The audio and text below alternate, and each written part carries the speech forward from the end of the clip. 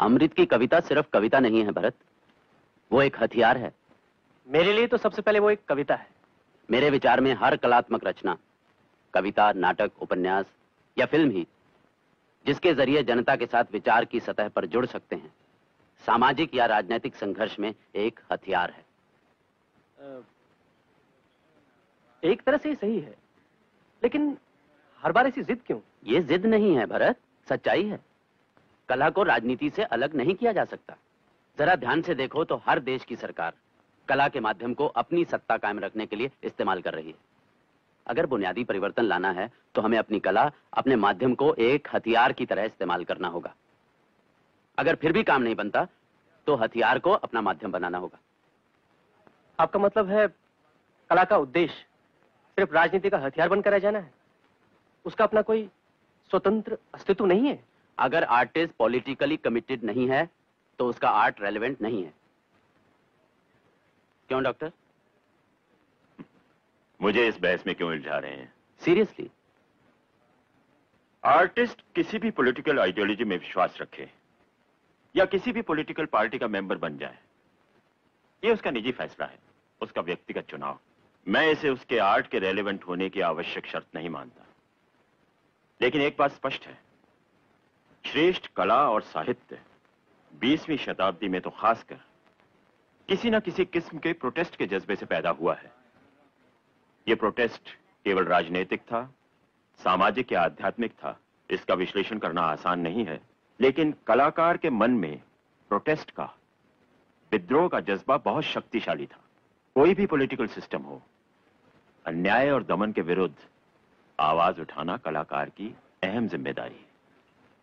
Doctor, इतने वर्षों में पहली बार तुम्हें इतना बोलते हुए सुन रही हूँ। अविनाश साहब की कृपा है। वैसे डॉक्टर, आपको ऐसा नहीं लगता कि कलाकार के प्रोटेस्ट को एक व्यापक विद्रोह का रूप देने के लिए उसे किसी राजनीतिक संगठन के समर्थन की जरूरत है? मुझे ऐसा नहीं लगता। एक ऐतिहासिक क्षण में जब बहुत से कलाकार एक विशेष प्रकार की चेतना, एक विशेष प्रकार की सेंसिबिलिटी व्यक्त करते हैं, तो खुद ब खुद एक मूवमेंट शुरू हो जाती है जो सीधे जनसाधारण के दिलो दिमाग तक पहुंचती है। लेकिन डॉक्टर, व्यक्ति के निजी सुख दुख का क्या? आपका दर्शन तो उसे तुच्छ मानकर धिक्कारता है। हमारा हर सुख, हर दुख सामाजिकता और राजनीति से संबद्ध होना चाहिए। हर बार ये आग्रह क्यों? व्यक्ति के निजी सुख दुख के साथ कोई बैर नहीं, पर अगर वो रचना के रूप में कलात्मक स्तर को नहीं छू पाता, कोई नई दृष्टि नहीं देता, तो किस काम का?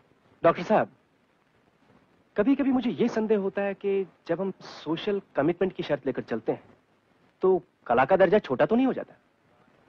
हम कैसे तय कर सकते हैं कि एस्थेटिक्स ज्यादा इंपॉर्टेंट है या कमिटमेंट? फिर सोचता हूं ये सब सवाल बेमानी है, क्योंकि हमें चुनने की आजादी नहीं है। हम लिखते हैं क्योंकि हम लिखे बगैर रह नहीं सकते। अमृत पॉलिटिकल एक्टिविस्ट हो गया है क्योंकि उसे वही अपना रास्ता जान पड़ता है। सबसे अहम बात यह कि हमने अपने लिए जो काम चुना है उसे हम पूरी ईमानदारी के साथ करते हैं या नहीं। भरत, एक सवाल का जवाब दो। हमारे इर्द गिर्द जो अन्याय हो रहा है उसके बारे में कोई मॉरल स्टैंड लेना चाहेंगे या नहीं? एक इंसान होने के नाते जरूर लूंगा। और कलाकार के नाते? जरूरी नहीं। इसका मतलब एक ही आदमी में दो किस्म की मॉरल कमिटमेंट होती है? हो सकती है। अगर वो आदमी कलाकार है तो दो अलग अलग स्तरों पर वो लगातार जीता है। You're a coward.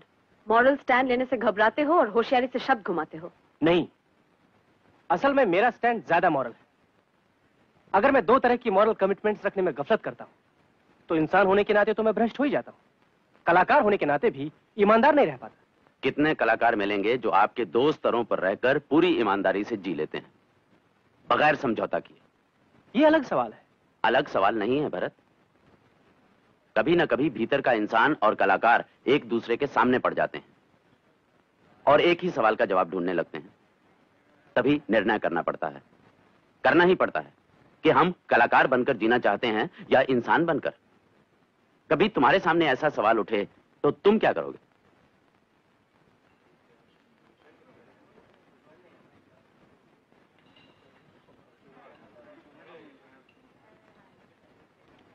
अविनाश साहब के लिए फोन है। Excuse me.